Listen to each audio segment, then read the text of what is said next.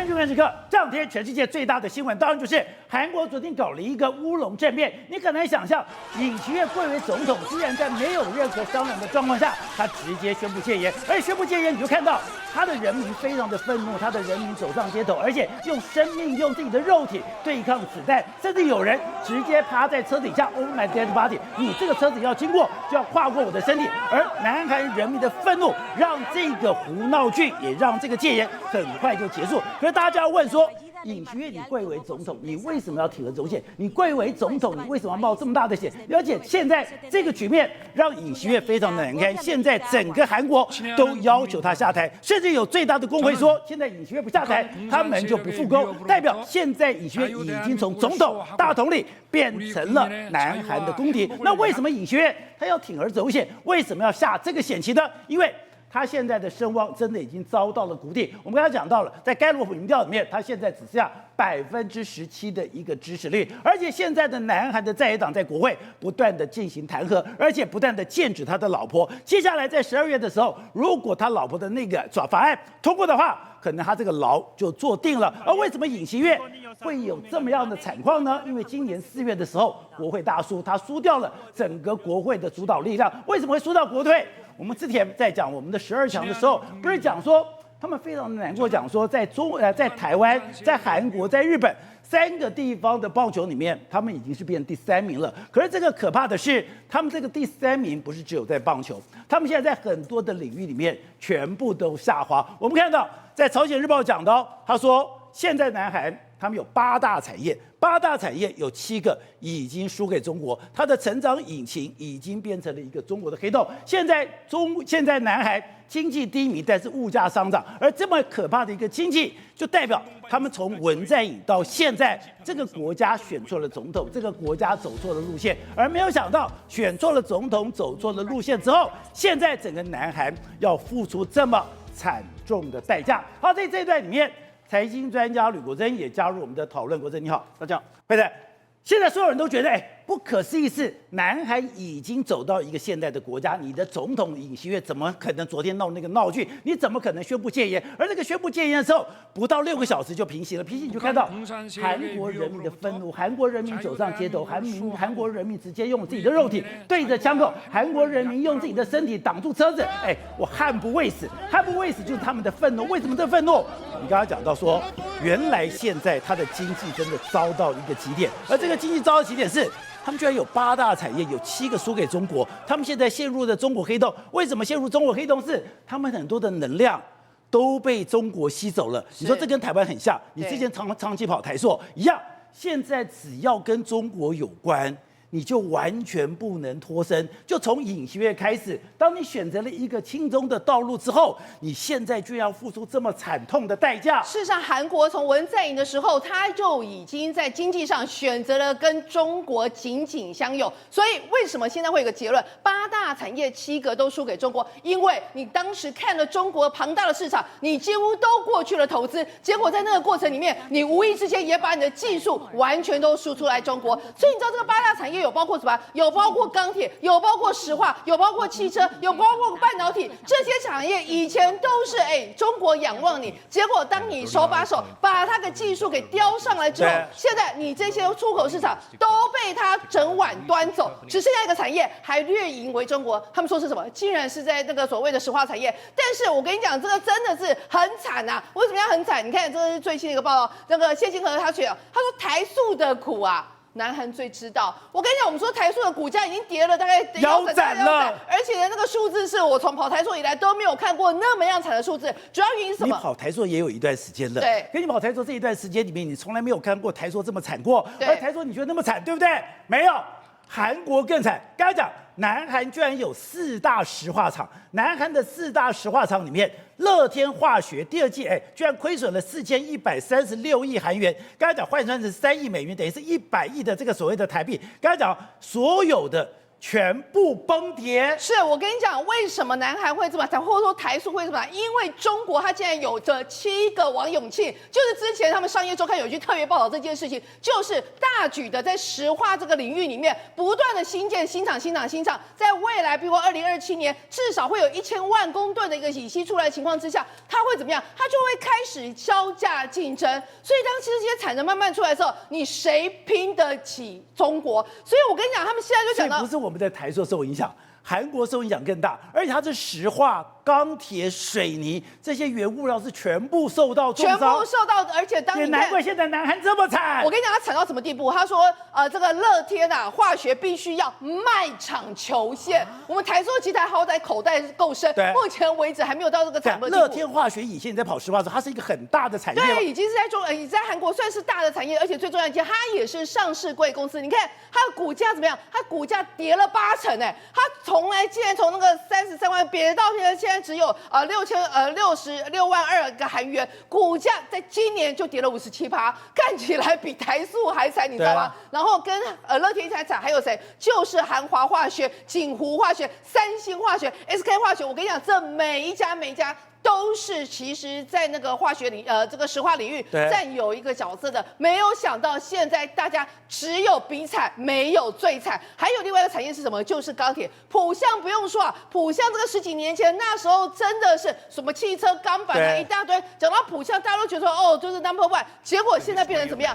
天哪，浦项的股价从76.1万跌到了28.28万，也是跌到只剩下1/3，跟我们中钢一样。所以你就知道这有多惨。还有南海的水泥产业也很惨，现在水泥股价从91900跌到只剩下大概也是14000，也14000，从91000变成14000。对，然后呢，这个松信水泥也是跌了2/3，只剩1/3，只剩下7730。所以我跟你讲，这所有产业真的都很惨，我们台湾也很惨。我们的台泥现在已经开始跨业，这个水泥的部分占它整体营收贡献度越来越少，所以代表什么意思？代表当你中国他们开始就是养大他们这个相关的技术以及产能，开始全世界在行销的时候，真的价格低到什么地步？他说同样的产品，它可以比你低到30%到70%，所以你不要说第一个，你中国市场就已经被他们自己吃干抹净，然后呢，他们又有余量可以外销，所以包括我们以前可能可以外销到其他国家，印尼啊哪些国家，这些市场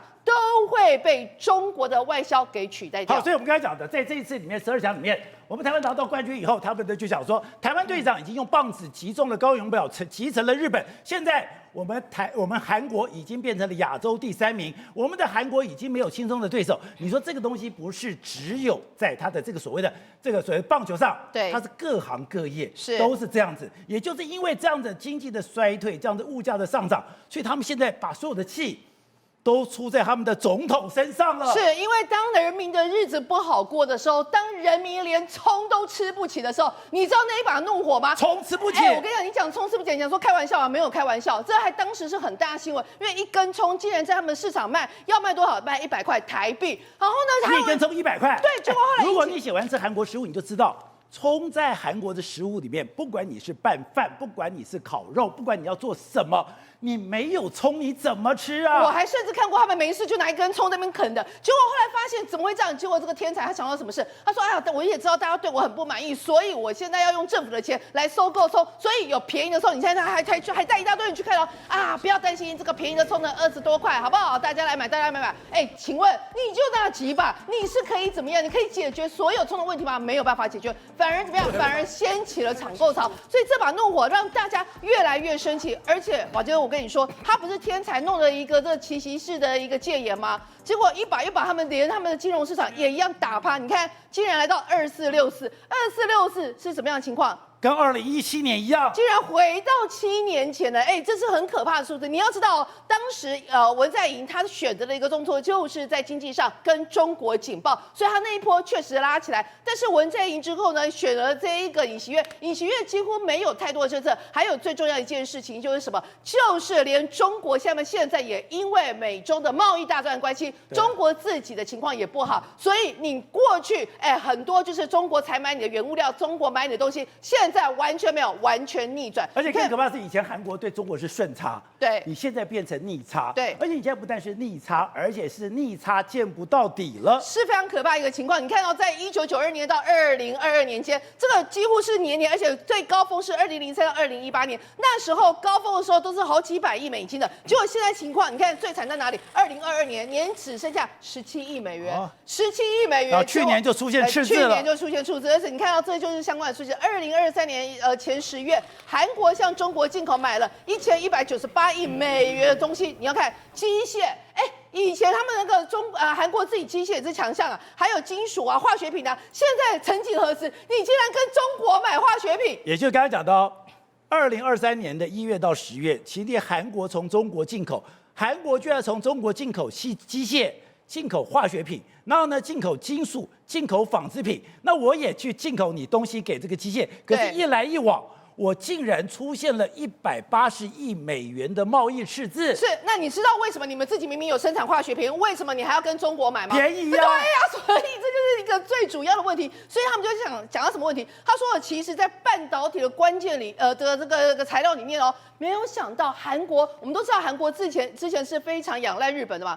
现在竟然高度仰赖中国，从2022年起，韩国对中的贸易也因为这样的关系，狂买他们的相关的关键，包括哪一个最主要的？你看哦，南韩在关键原料的部分对中国仰赖度高达20%啊，像什么就氟化氢啊这些，我们都知道，在他们那时候在吵架的时候，不是就是断吗？断了他们料，结果因为日本虽然后来有恢复，就愿意出给你们，但是日本价钱贵，不是南韩太蠢了吧？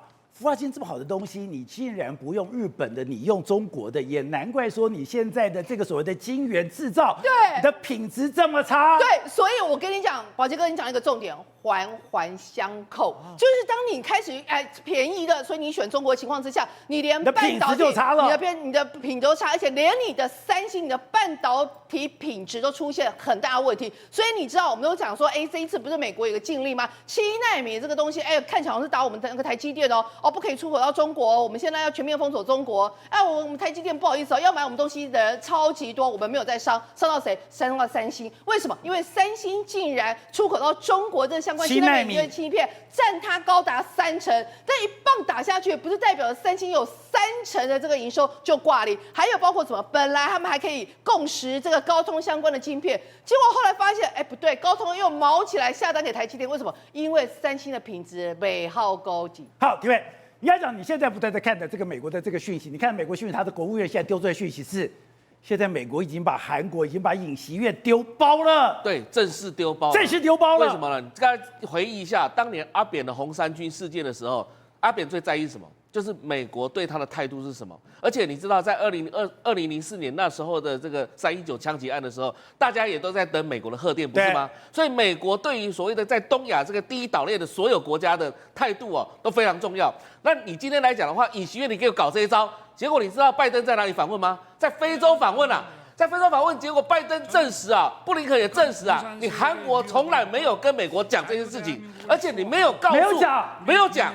然后你事情发生之后呢，美国迅速的透过各个阶级、各个管道，不管是在首尔或是在华府这边来讲的话，全部都是这个对口来讲的话，全部在这个确认说到底是什么一回事，怎么会搞出一个戒严？而且更夸张一件事情等于是尹锡悦打了拜登一巴掌。今年的美国所举办的全球民主高峰会议就在韩国办，就在首尔办，然后结果你今天给我搞一个这个民主国家，竟然搞一个戒严，这个成何体统啊！所以你知道美国国务院的说法是这样子他非常支持这个什么韩国国会做出解除戒严的这个决定。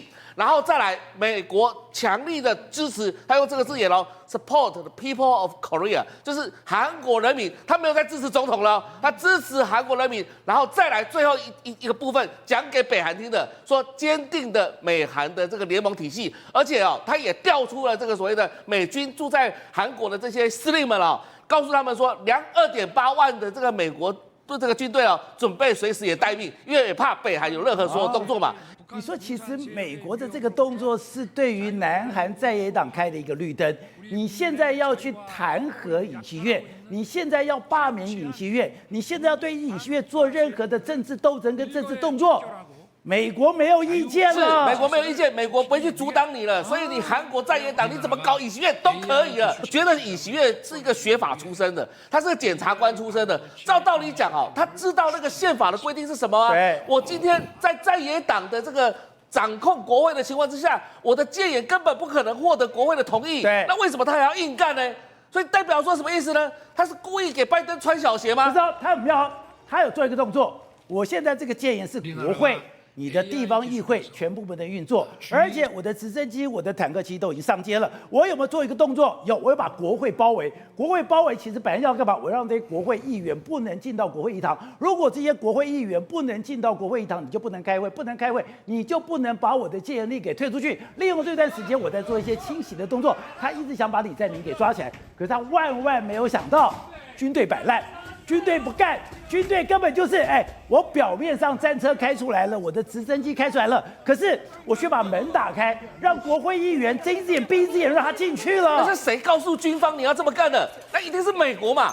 为什么这么讲呢？驻韩美军大家都在讨论一件事情，就是指挥权的交接嘛。但问题是现在美军也不敢把指挥权交给韩军嘛。那现在韩国的部队在过往的这20年来、20-30年来，因为上一次的戒严是40年前的事情嘛，这时候呢，全部都已经跟美国之间已经有共同联系。所以我刚刚提到了，布林肯说他们动员了所有各个阶层的这个联系管道，跟韩国这边联系管道，代表说他们军方已经什么？在听从美国的话，不要理尹锡悦了。表面上装作好像听总统的话，但实际上呢，民主国家之间的同盟体系就是这样搞的。所以你虽然是三军统帅，你下的军令我不能不听。可是我上了军令之后，他派的是马长，这是韩国最强的特种部队，他的所有的编装是跟海豹部队一样。你看到他那个头上的夜视镜是4个夜视镜，是角度120度的夜视镜。结果你看吧。上街头有做任何动作吗？没有啊！是，各位如果看过真正独裁国家的戒严是什么样子？如果你不听话，直接枪毙，直接开枪了。结果在现场呢，这些军人们全部都是什么假装，然后甚至还跟这个民众道歉，还要这个怎么样？这全部都是装的嘛。那所以为什么尹锡悦自己知道失败？因为他本来以为说他的国防部长给他建议说，这个都会听他的。结果他国防部长是谁？他的亲信啊，他的高中同学。对，跟朴槿惠一样，不是用闺蜜治国吗？那他的这个男闺蜜治国的情况之下，搞得一塌糊涂。所以今天来讲的话，他的政权不保，而且可能不是可能，就是确定了已经被美国丢包的情况之下，现在韩国的政局来讲的话，有可能出现第2个被弹劾的总统。好，宇轩，当然在这个所有的过程里面，最关键的一个人物是尹锡悦的一个太太，而且她现在被称为什么？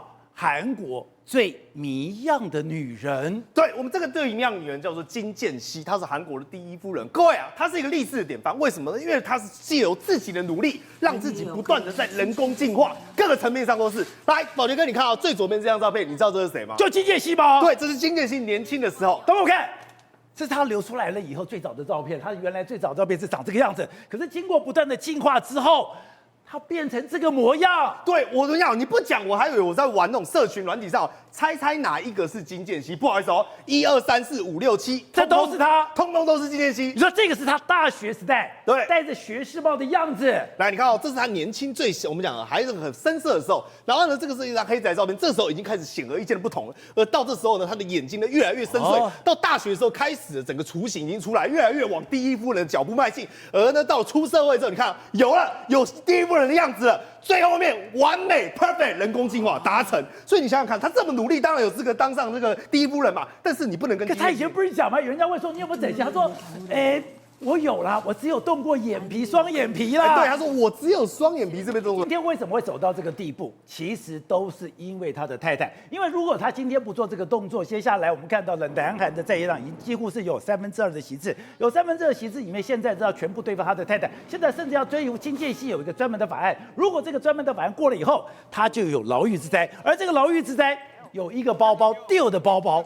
现在已经让他完全没有办法解释了。宝莱哥，经济总共分为2个大案。首先我们讲第一大案，因为本身呢，我们讲的这个尹锡悦呢，其实呢贪污的问题并没有被抓到，反而都是他太太。首先是这个迪奥的包包，各位你看啊，就这个，就这个天蓝色的。那当时呢，讲了半天迪奥的包包是这个迪奥的包包。对，那当时呢，就是有人要去拜访他嘛，那这个是什么？敲门砖。破秋类，他就带这个迪奥包包说来送你。所以我跟你讲，我们讲金建熙绝对拿习惯了嘛。他一开始还说不要了。宝杰哥，你有没有看过过年拿红包，长辈拿红包都怎么拿？不要啦，说不要，然后手一直把他伸过来，一直把他的包包抢过来，对不对？啊，他说最后呢，还是把这个包包给收下来了。但我跟你讲，不止这样，因为现在后来检方呢要去查这个案子。那南韩呢，他们有一个叫做常设特检。什么叫常设特检？你把它想成特侦组就好了。但不好意思，常设特检推荐的人是谁？执政党推荐的，你是谁推荐的？她老公推荐的，所以那时候呢，她老公派了一个检察官去查她老婆，说拿这个包包，后来讲说没有，不起诉，查无不法，所以南韩民众当然炸锅了嘛。他太太讲说，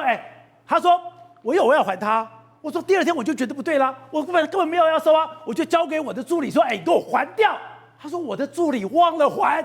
然后检察官居然接受了，对嘛？所以如果照这个逻辑，我跟你讲，郑文灿也无罪了，好不好？因为郑文灿也有把钱还回去啊，对不对？只是包装不一样所以想想这件事情，南韩民众的炸锅。所以我们讲宠妻魔人，地表最强宠妻魔人，这时候就诞生了。但不止这件事情，而且更可怕的是什么？为什么南韩会觉得这中间有非常诡异的地方？是后来负责调查金建熙包包案的国民权益委员会的局长。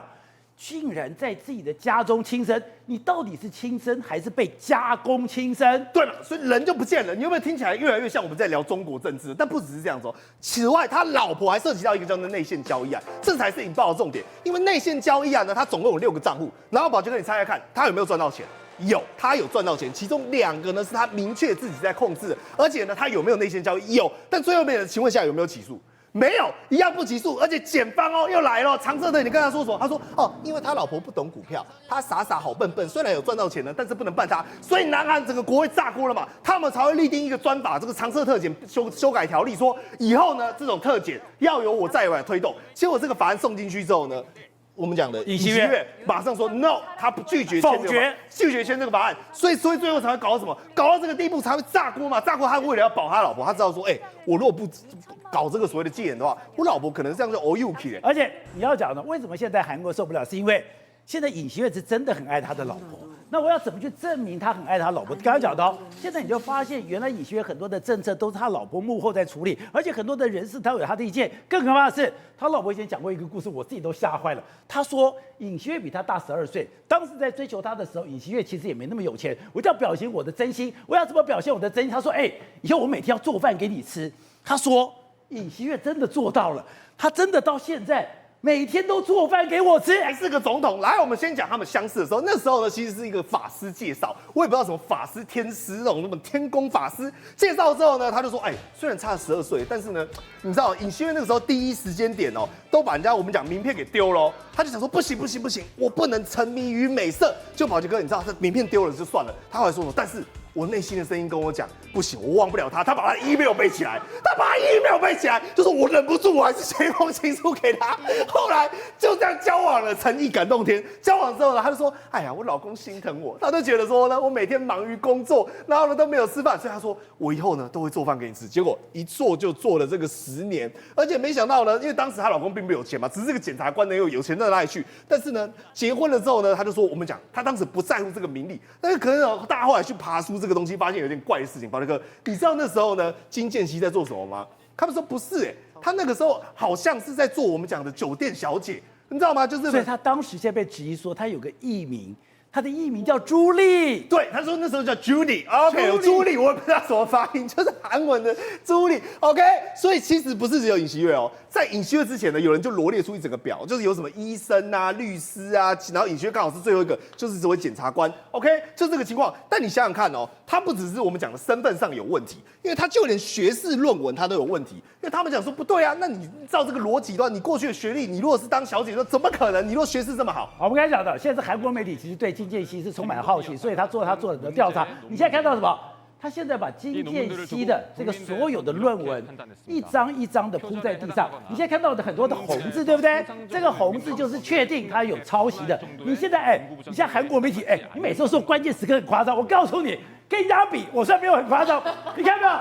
他居然把他的经建系所有的论文一张一张的贴在地上，一张一张贴在地上，上面如果有抄袭的，把它画上红字，画上红字之后，把每一个字每一个时间点然后那个主持人就说：“你看吧，我这个地上面有红字的都是抄袭的啦。”宝良哥，虽然我们很喜欢自嘲说什么综艺类节目，但我看完之后绝对没有资格，他们这个才叫综艺类节目，效果十足。因为呢，他只是在证明一件事情：金建熙整本论文里面呢，特别是我们讲的，他说这种艺术类，他说自己是艺术硕士、博士嘛，42%都抄袭。所以你会看到地上那整排纸里面红彤彤的一整片，而且不只是这样子，更尴尬的是什么？金建熙曾经还把过去所有东西烂账都爬出起来，他说2007年的时候呢，声称说，哎呀，自己2022年曾经担任过游戏产业的理事3年，就人家去查那个游戏产业，不好意思那个游戏产业2004年才成立的，所以你2002年怎么去担任？而且不只是这样，还说我得过了那个动漫大奖的，就后来发现得奖者也不是他，最离谱的是最后面这个。好，你如果是博士的话，他说汉字，因为韩国虽然他们是用这种拼音，但是还是会写汉字，姓名的名呢，他给他写明天的明那这个我们讲住所的部分呢，他写主所。然后呢，职位他写职位，所以代表说他根本就是这种不会写汉文，基本的常识都搞不太懂嘛。所以你想想看，他们就讲人设呢，你别弄得有多完美，最后崩塌的时候就有多惨。而如今，而且韩国每次什么事情追到最后，都会跟你信仰有关系。刚刚不是讲吗？尹锡悦后来为什么跟朱莉对不起，是他老婆金建熙认识，是透过一个大师介绍的。而这个大师，我们看到尹锡悦以前，他曾经有没有？这不是我们讲的，他曾经在自己的手上写上一个王，因为那个大师说你会当王。对，而且这个大师叫什么？他的名字非常震撼，叫做天宫大师供奉的供。所以呢，他有 AKA 有个绰号叫无情大师。但无情大师，对，尹锡悦你知道吗？他为什么不住在青瓦台？他为什么要住在国防大楼那边去？因为就是这个大师建议的。他那时候就帮他看风水，然后说就让你去住在外面，你这样子才可以避免青瓦台的诅咒。就最后他也是被诅咒了嘛。而且不止这样，是他们传说他把这个王字写在手上，可以给他那个超越常人的能量，然后最后呢顺利让他当选总统大选，甚至连拜登来访的时候，他说都把那个文案脚本企划，就是说该怎么安排给这个大师看过。所以你知道吗？南韩人对这种宗教的事情介入干政已经最受不了。请问现在大家都注意到说，现在尹锡悦已经变成全民公敌了。昨天看到很多人就上了街头，一个女主播，以前是女主播，现在是民主党的这个发言人，枪拿着。直接跟他晃来晃去，你怎么可以这样干？然后有一个欧巴桑满头白发的躺在地上，说我们买 dead body。他们南韩人非常漂亮，而且你听讲才知道说，原来在美国牛的时候，当时不是全韩国进行抗争吗？你就在南韩带团。其实呢，韩国的这种抗议游行呢，跟台湾比起来呢，哇，那台湾的真的是变成是幼儿版。为什么？因为那边真的是全武行，尤其是什么？尤其是尹锡悦当他说呢，已经解除戒严之后，谁说话了呢？全国民主劳动总联盟发表声明说，全面无限期罢工，然后呢，直到他下台为止。要知道这是什么？这个全国那个老总，这个这个是一个什么单位呢？这是一个非常暴力示威的组合。因为什么？因为在2008年李明博那个美国牛事件的时候，就是这一个示威游行的这个组织呢，他组织多少人？一个美国牛100万人上街，100万。当时我刚好在首尔带团，那个组织呢，他们的领袖当时是韩相军，他整个暴动的期间是什么？连汽油弹、燃烧弹都拿出来丢，把警车丢到整个烧掉。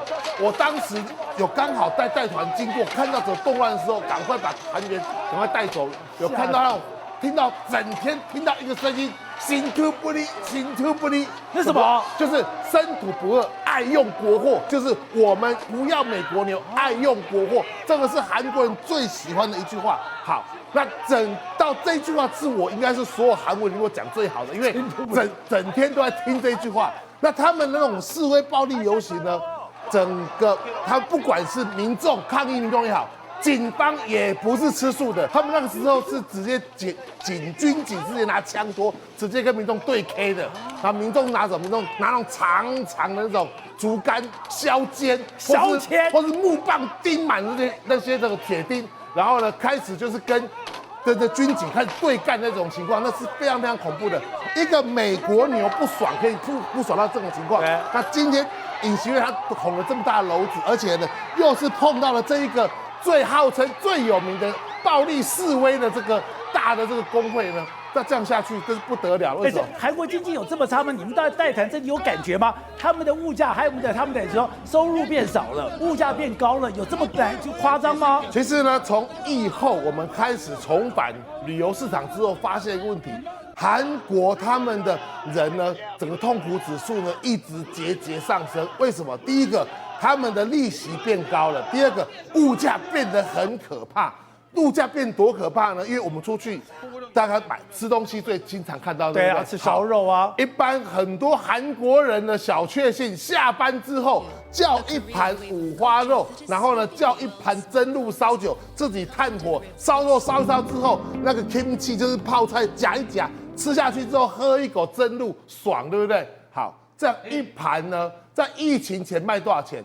一盘200公克五花肉，在疫情前卖大概350块台币。现在卖到将近470、480，200公克而已哦。所以如果说我今天晚上我跟你下班之后去，我们一个人呢点2盘五花肉，1瓶烧酒，那就要1000多块了，2000块，就要1000多块台币不见了。再不最恐怖的，你吃完饭要吃个水果，对不对？韩国很多苹果很好吃，对啊，以前韩国苹果好便宜，我跟你讲，现在韩国苹果呢，1公斤的苹果卖到台币300多。你就知道很多妈妈说呢，那苹果不要吃了，而且你去看哦，不是苹果贵而已，整个世界报告出来了，全世界韩国的水果卖的是全世界最贵，对，就知道说韩国人他们这种非常辛苦，辛苦到什么呢？辛苦他们的人呢，居然有超过1半的人呢，已经变成单人家庭，就是说呢。他自己住，他也不结婚，不婚不生，也不敢生，然后呢，就自己一个人，为什么一个人饱，全家饱？对不起，1日3餐都不够饱。这种单人家庭里面呢，有1半以上的人呢，平均1天只能吃1.8餐。好，国正，刚才讲的是，现在朝鲜日报讲8大产业7个输给中国，那甚至刚刚讲的，你现在很多的石化产业也被中国打败了，所以不是只有台湾惨，大家都很惨。韩国有这么惨吗？你知道韩国的中国黑洞有多严重吗？不只是8大产业被收割了，连韩国的传统美食石锅拌饭都被中国收割了，被中国的地方政府吉林省把它注册是吉林的非物质文化遗产，而且把它贬低是什么？延边族的传统料理，延边族料理，所以以后。石锅拌饭要什么？是中国吉林朝鲜族的。中国吉林朝鲜族的人是地方的哦，所以从此我们在苏州、在上海看到了石锅拌饭都叫朝鲜族石锅拌饭，连这个不止8大产业被收割，连自己的石锅拌饭都没了。而且韩国外交部还非常的生气的告诉他，这是历史问题，以韩国国家认同的问题哦。结果中国还是不理他，你要到百货卖场去开石锅拌饭，一律只能叫地方民主。韩国就是个民主，朝鲜族拌饭最听话的地方民主。所以他不是吃台湾豆腐，他也吃韩国豆腐，把8大都吃了，还把石锅拌饭都吃了。而且中国政府是刻意有意的去为之。我们知道今年最夯的有一个东西叫三星的折叠手机，多厉害呀！你可以把它当成圣旨一样打开，号称技术独步全球，用京东方的面板。对不起。这个东西是哪来的？从韩国三星偷的。这韩国自己检察官抓到了，有9个人把技术从三星偷到一家空壳。我们看到最近台湾有很多人跑出来炫耀说：“我现在有了这个华为的3折手机，我这华为的3折手机有多棒多棒多棒！”搞了半天，华为的3折手机是去抄三星的折叠机，那三星的折叠机是透过京东方整个偷过去的，是偷技术，而且这是法院有认证的哦。他把技术卖到一个韩国找一个空壳公司，然后挖了9个人把技术带过去，卖多少钱？卖155亿韩元。法广说，华为的手机技术就是从京东方，而且就是从三星偷来的。这还是。所以我们看到第一人在吹牛说，哦，现在中国的技术有多么进步，中国现在已经不是这个所谓的 iPhone 可以控制的，他们现在这种3个折叠机，你知道有多难吗？那要多么细腻吗？搞了半天是抄人家的，当然是抄人家了，因为最厉害的折叠手机就是三星的，三星去年卖到中国了 OLED 面板，用的就是 OLED 面板，还卖1000万片，到去年只剩500万片，为什么变这么少？中国政府刻意的引导，而且还弃韩服中，将面板采购从三星转到中国4大偷东西的这4大，京东方、华星、天马、微信诺，就是这认证了，总共有4家公司拿到啊，这法广认证啊，所以今年第1季华为首度击败三星，成为全球折叠手机之王，这就是中国黑洞。所以我今天要去中国的市场，我就要付出这么大的代价。我的东西是进去了，但我的技术也进去了。当我的技术进去了，我的市场也没了。所以叫人财两失。你看到折叠手机，去年第一季，三星是这么大现在三星只剩下谁起来了？就是华为，用的是谁的技术？京东方从三星偷来的，而且韩国为什么会有现世报？他偷技术还不只是偷三星被偷哦，是他还偷日本人的技术，把新日铁的电池钢片的技术，是谁去偷了？浦项钢铁偷人家新日铁的技术卖给谁？卖给宝钢，还被新日铁告上法院。他当初调查出来哦。浦项钢铁泄露给宝钢的技术，其实来自新日铁，从日本泄露到韩国，再从韩国泄露到中国。当初还告他什么？要求他赔1000亿日币，而且禁止销售。结果现在多惨，宝钢上来了，结果怎样？浦项完了，浦项上个月开始卖工厂，本来它是全球不锈钢大王，现在反而要卖掉了，多惨啊！这就是中国黑洞有多惨。